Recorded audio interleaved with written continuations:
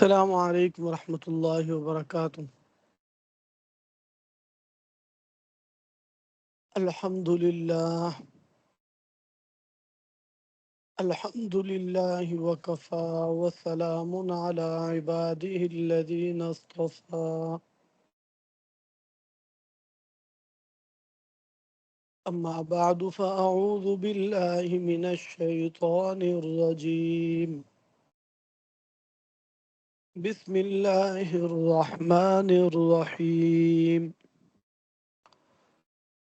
إن الصفا والمروة من شعائر الله، فمن حج البيت أو اعتمر فلا جناح عليه أن يطوف بهما، ومن تطوع خيرا فإن الله شاكر عليم۔ صدق الله العظيم۔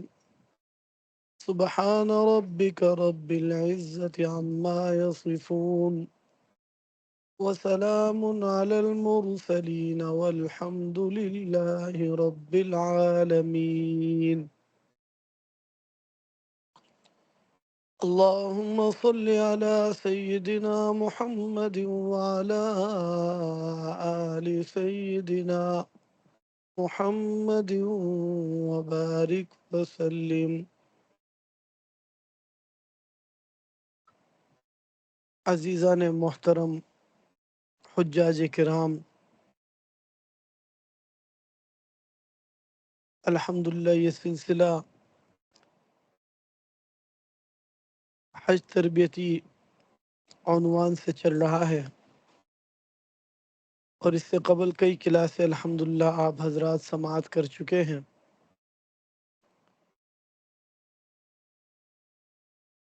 گزشتہ کلاسوں میں سفر کی تیاری کے اعتبار سے بھی بات ہو گئی ہے، اور اس سے قبل حج اور عمرہ کے فرائض اور واجبات، یہ الحمدللہ آپ حضرات کے گوش گزار ہو چکے۔ اختصار کے ساتھ پھر سے عرض کرتے ہیں، عمرے کے اندر 4 کام کرنے ہیں، جن میں سے 2 کام فرض ہیں اور 2 واجب ہیں۔ پہلا فرض ہے احرام، دوسرا فرض ہے بیت اللہ کا طواف۔ پہلا واجب ہے صفا مروہ کی سعی، دوسرا واجب ہے حلق یا قصر۔ یہاں نشستوں میں حج کے لیے جو ترتیب عرض کی جائے گی، چونکہ اکثریت لوگوں کی حج تمتع کرنے والے ہوتے ہیں، اس لیے حج تمتع کے اعتبار سے ہی ترتیب عرض کی جائے گی، یعنی اولاً عمرہ اور پھر حج کے احکام علیحدہ سے بیان کیے جائیں گے۔ اس کے بعد اگر کوئی قران کرنے والے احباب اپنے متعلق کوئی سوال کرنا چاہیں، یا حج افراد کرنے والے احباب اپنے متعلق کوئی سوال کرنا چاہیں، تو ان کو انشاءاللہ سوال کا جواب ملے گا۔ بہرحال تربیتی نشست میں ہم جو ترتیب عرض کریں گے وہ حج تمتع کے اعتبار سے عرض کریں گے۔ سب سے بنیادی چیز اس سفر کی جو ہے وہ ہے تلبیہ۔ الحمدللہ یقیناً اکثر حضرات کو تلبیہ یاد بھی ہوگا، جنہیں یاد نہیں ہے امید ہے وہ تلبیہ یاد کرنے کی کوشش بھی کر رہے ہوں گے۔ جتنے احباب میری آواز کو سماعت فرما رہے ہیں، میری گزارش ہے کہ محبت و شوق کے ساتھ میرے ساتھ مل کر ذرا تلبیہ دہرا لیجئے، پھر انشاءاللہ گفتگو کو جاری کرتے ہیں۔ لبیک اللہم لبیک، لبیک لا شریک لک لبیک، ان الحمد والنعمت لك والملك لا شريك لك لبيك اللهم لبيك لبيك لا شريك لك لبيك إن الحمد والنعمة لك والملك لا شريك لك لبيك اللهم لبيك لبيك لا شريك لك لبيك إن الحمد والنعمة لك والملك لا شريك لك اللهم صل على سيدنا محمد وعلى آل سيدنا محمد وبارك وسلم اللهم إني أسألك رضاك والجنة وأعوذ بك من سخطك والنار. یہ دعا ہے حج اور عمرے کے احرام کے دوران جو تلبیہ پڑھا جاتا ہے، اس تلبیہ کے بعد یہ دعا پڑھنا بھی مسنون ہے. انشاءاللہ تفصیل کے وقت اس دعا کی بھی تفصیل آ جائے گی. بہرحال اب ہم شروع کرتے ہیں. سب سے پہلے عمرہ کو تو ہم نے عرض کیا تھا کہ عمرے کے اندر 4 کام کرنے ہیں. پہلے 2 کام فرض ہیں. نمبر 1 احرام. احرام کو ہم 3 مرحلوں میں سمجھیں، یعنی احرام کے اندر 3 مرحلے ہیں. پہلا مرحلہ ہے احرام کی تیاری. احرام کی تیاری کا مقصد کیا کہ جس وقت آپ اپنے گھر پر ہیں اور سفر کو روانہ ہونا چاہتے ہیں تو گھر پر ہی مکمل طہارت حاصل کرنا، غسل کرنا اور ناخون بال تراشنا، غیر ضروری بالوں کی صفائی ستھرائی کرنا، یہ سب چیزیں احرام کی تیاری ہیں. خصوصاً مرد حضرات وہ اس چیز کا خاص خیال رکھیں، زیر بغل صاف ستھرا رکھیں، زیر ناف صاف ستھرا رکھیں، اس لیے کہ مرد حضرات وہ 2 چادروں میں ہوتے ہیں اور ان کا سینے کا حصہ وہ برہنہ ہوتا ہے، بعض اوقات نظر بھی پڑتی ہے. اس لیے احرام کی حالت میں جتنی شائستگی نظر آئے اتنا انسان اچھا اور مہذب سمجھا جاتا ہے. یہی وجہ ہے کہ سفر پر جانے سے پہلے سر کے بال وغیرہ بھی درست کرا لینا بہتر ہے. اگرچہ وہاں جا کر حلق کیا جائے گا لیکن اس سے قبل اپنے سر کے بالوں کی ہیئت درست کر لینا یہ مناسب ہے تاکہ انسان ایک شائستہ اور تہذیب یافتہ آدمی نظر آئے. تو بہرحال احرام 3 مرحلوں میں ہے. سب سے پہلا مرحلہ ہے احرام کی تیاری جو آپ گھر پر کریں گے، جس میں طہارت آ گئی، غسل آ گیا اور بدن کی صفائی ستھرائی آ گئی، ناخن بال کا تراشنا آ گیا. دوسرے نمبر پر ہے احرام. اب احرام کس چیز کا نام ہے؟ یاد رکھیے گا احرام 3 چیزوں کا نام ہے: نفل، نیت، تلبیہ. احرام ان 3 چیزوں کا نام ہے: نفل، نیت، تلبیہ. ان میں 2 کام ضروری ہیں، ایک نیت اور دوسرا تلبیہ. اور نفل میں بعض اوقات وقت مکروہ ہونے کی وجہ سے رخصت دے دی جاتی ہے کہ مکروہ اوقات میں نفل نہ پڑھے جائیں، تو خیر کوئی مسئلہ نہیں ہے. بہرحال احرام ان 3 باتوں سے مکمل ہوگا. سب سے پہلی بات آپ یہ سمجھ لیجئے کہ احرام کا لغوی معنی ہوتا ہے حرام کرنا. جس طریقے پر ہم نماز پڑھتے ہیں اور نماز کی سب سے پہلی جو تکبیر ہم کہتے ہیں اسے تکبیر تحریمہ کہا جاتا ہے. تکبیر تحریمہ کا مطلب کیا؟ بہت سارے وہ کام جو پہلے ہمارے لیے حلال تھے اب نماز کی نیت باندھنے کے بعد، تکبیر کہنے کے بعد وہ چیزیں ہم پر حرام ہو گئی جب تک کہ سلام نہ پھیرا جائے۔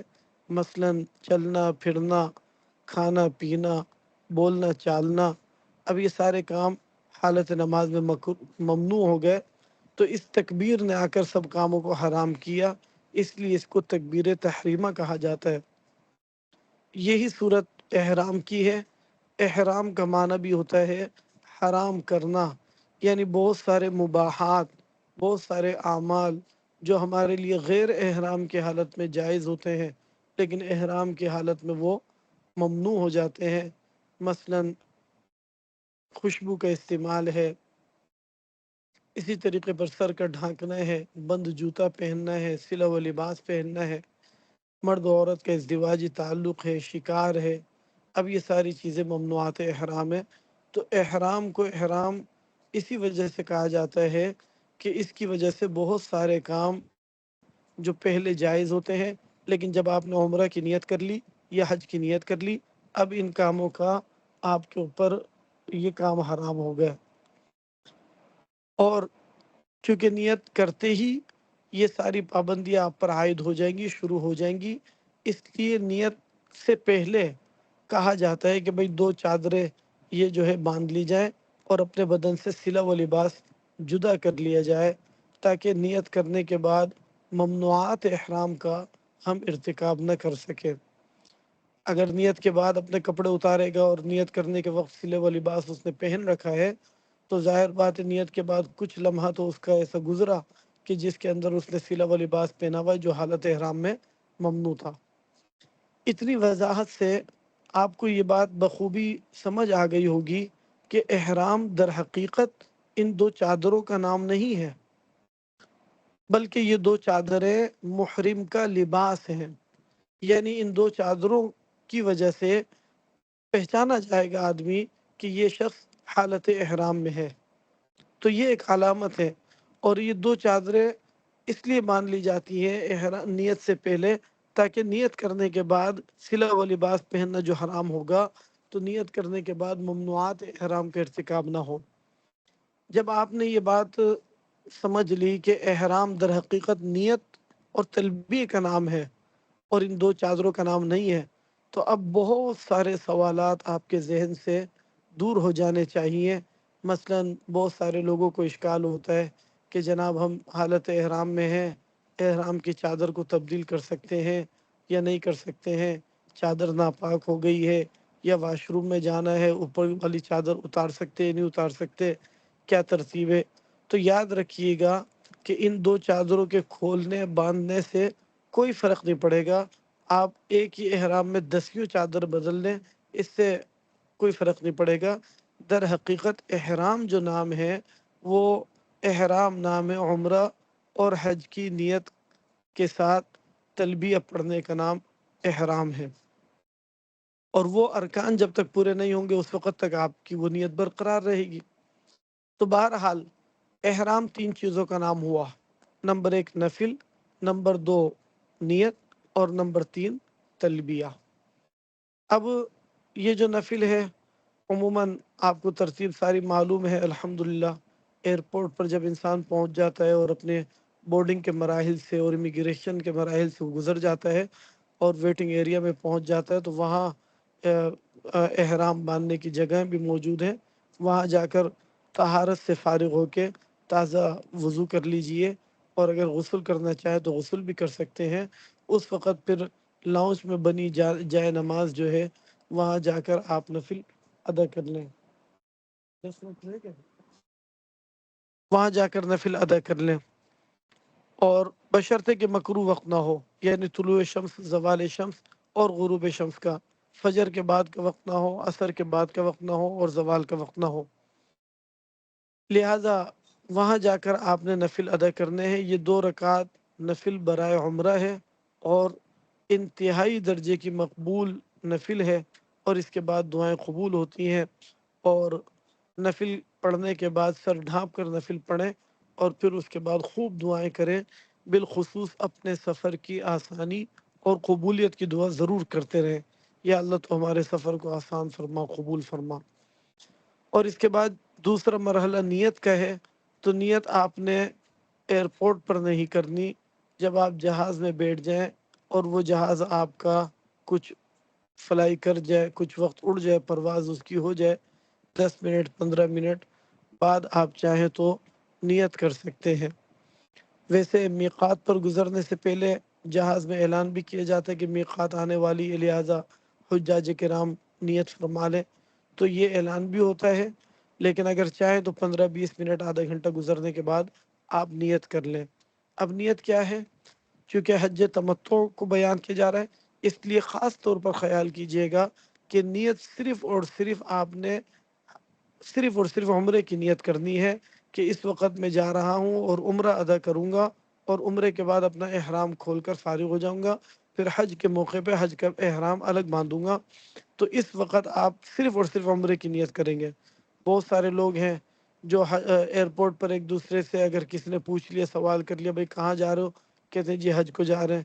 اب وہ بے خیالی میں بے دہانی میں معلوم بھی نہیں ہوتا، احرام باندھ رہے ہیں اور حج کی نیت کر رہے ہیں کہ میں حج کا احرام باندھ رہا ہوں۔ یاد رکھیے اگر حج کی نیت سے احرام باندھ لیا تو یہ احرام عمرے کے بعد کھولا نہیں جا سکے گا۔ اس لیے خاص طور پر اس کو توجہ سے سمجھیے کہ اس وقت جو آپ نیت کر رہے ہیں وہ فقط عمرے کی نیت کر رہے ہیں۔ عمرے کی نیت کیا ہے؟ یا اللہ میں عمرے کی نیت کرتا ہوں، اس کو آسان فرما اور قبول فرما۔ حج اور عمرے کے ہر رکن کی ادائیگی کے وقت جو نیت سکھائی ہے اس میں آسانی کی دعا پہلے اور قبولیت کی دعا بعد میں ہے۔ آسانی کی دعا کا مقصد یہ کہ کچھ ہمارا ذہن بننا چاہیے کہ ہمیں کچھ نہ کچھ دشواری کا بھی سامنا آ سکتا ہے، جسے ہم جو ہے صبر برداشت اور خندہ پیشانی سے قبول کریں، اور اس میں جو ہے اپنے سفر کو ہم اس میں متاثر نہ ہونے دیں، اپنے عمل کو متاثر نہ ہونے دیں۔ بہرحال آپ نے عمرے کی نیت کی، اب عمرے کی نیت کرتے ہی آپ تلبیہ پڑھیں، لبیک اللہم لبیک، لبیک لا شریک لک لبیک، ان الحمد والنعمت لک والملک لا شریک لک۔ تلبیہ کا اصول یہ ہے کہ جب بھی تلبیہ پڑھا جائے تو وہ طاق عدد میں پڑھا جائے، 3 5 7 9 10 11 13 جتنا چاہیں پڑھیں، لیکن طاق عدد کا خیال رکھیں۔ اگر بہت دیر تک پڑھتے جا رہے ہیں، مثلا 5 منٹ 10 منٹ لگاتار پڑھتے جا رہے ہیں، تو پھر ظاہر بات ہے طاق عدد کا یاد رکھنا تھوڑا دشوار ہو جائے گا۔ لیکن بہرحال اگر بہت زیادہ دیر تک پڑھتے جا رہے ہیں تو پھر بلا حساب پڑھتے رہیں، یا اگر حساب سے پڑھنا چاہ رہے ہیں تو پھر یہ ہے کہ طاق عدد میں پڑھیں، اور جب تلبیہ پڑھنا بند کریں تو درود شریف پڑھیں، درود شریف، اور پھر اس کے بعد دعا پڑھنی ہے۔ اس دعا کے اندر 4 چیزیں ہیں، اس میں 2 چیزیں مانگنے کی ہے اور 2 چیزوں سے پناہ مانگنی ہے۔ تلبیہ کے بعد درود شریف، درود شریف کے بعد دعا وہ یہ پڑھیے، اللہم انی اسألک رضاک والجنہ واعوذ بک من سخطک والنار۔ اے اللہ میں تجھ سے تیری رضا کا سوالی ہوں اور جنت کا سوالی ہوں۔ اب یہ 2 چیزیں مانگنی ہے، ایک اللہ سے اللہ کی رضا مانگنی ہے اور دوسرا جنت مانگنا ہے۔ اور پھر 2 چیزیں جو انہی کی ضد ہے، یعنی اللہ کی رضا تو اس کی ضد ہوئی اللہ کی ناراضگی، اور جنت تو اس کی ضد ہوئی جہنم، لہذا ان 2 چیزوں سے پناہ مانگنی ہے۔ یا اللہ میں تیری ناراضگی سے اور جہنم سے پناہ مانگتا ہوں۔ اگر عربی میں کسی کو دعا یاد نہ ہو تو وہ اردو میں ہی کہہ لے، یا اللہ تیری رضا اور جنت کا سوالی ہوں، تیری ناراضگی اور جہنم سے پناہ چاہتا ہوں۔ تو اس طرح بھی کہہ لے تو انشاءاللہ مسنون دعا کا اجر مل جائے گا۔ بہرحال جب آپ نے نفل پڑھ لیے لاؤنج میں اور پھر جہاز میں بیٹھ کر آپ نے نیت کر لی اور تلبیہ پڑھ لیا، اب آپ کے اوپر ممنوعات احرام شروع ہو گئے، جو ہمارا احرام کا تیسرا مرحلہ ہے، ممنوعات احرام، یعنی احرام کی پابندیاں۔ اب ان پابندیوں کا آپ نے خیال رکھنا ہے، ناخن نہیں تراشنے، بال نہیں تراشنے، سلا و لباس نہیں پہننا، سر کو نہیں ڈھانکنا، بند جوتا نہیں پہننا، خوشبو کا استعمال نہیں کرنا، شکار نہیں کرنا، اسی طریقے پر ازدواجی تعلقات اشاروں کنایوں میں بھی نہیں رکھنا۔ تو یہ ممنوعات احرام ہیں، ان کا خاص خیال کیجیے۔ بہت سارے لوگ بے دہانی میں لکوڈ استعمال کر لیتے ہیں، صابن استعمال کر لیتے ہیں، بہرحال احرام کی حالت میں ان چیزوں کا خاص خیال رکھنا ہے۔ اب جب آپ نے تلبیہ پڑھ لیا تو یقین کیجئے اب جب تک یہ احرام آپ کا مکمل نہیں ہوگا اس وقت تک سب سے افضل، جب تک طواف کے لیے نہیں پہنچ جائیں گے اس وقت تک سب سے افضل عمل آپ کے لیے وہ تلبیہ پڑھنا ہے۔ تمام ذکروں میں افضل ذکر تلبیہ ہے۔ حدیث پاک میں حضور اقدس صلی اللہ علیہ وسلم نے ارشاد فرمایا، جب کوئی شخص حج و عمرہ کی نیت کر کے تلبیہ پڑھتا ہے تو اس کے دائیں جانب سے لے کر زمین کے اختتام تک اور بائیں جانب سے لے کر زمین کے اختتام تک ہر چیز اس کے ساتھ مل کر تلبیہ پڑھتی ہے۔